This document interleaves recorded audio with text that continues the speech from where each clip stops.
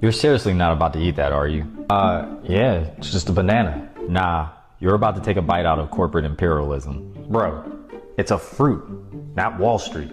You ever heard of the United Fruit Company? The company that made fruit? They didn't just make fruits, they owned it. And not just the fruits, but the land it grew on. And sometimes the governments too. A fruit company owned governments? Yep, especially in Latin America. Have you ever heard of the banana massacres? Banana massacre? That sounds like a terrible horror movie. What's that about?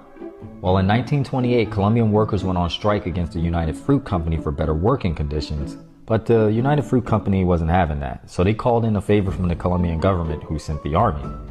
And they unalived thousands of workers to protect the profits of the United Fruit Company. Over bananas?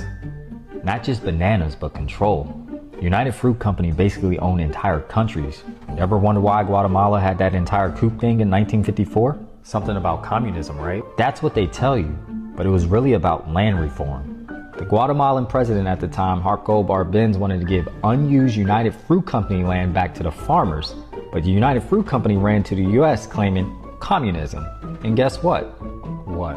The United States Secretary of State and the director of the CIA both had ties to the United Fruit Company. So you're saying the US overthrew a government for bananas? Correct. The United Fruit Company couldn't stand the thought of losing its monopoly, so they called in a favor to topple Guatemala's government. Okay, but that's ancient history. The United Fruit Company is gone now. Is it? Or did it just rebrand? Wait, what do you mean? United Fruit Company is now Chiquita. Same company, different name. Wow, that's bananas. So is Dole safe to eat? Don't even get me started on them.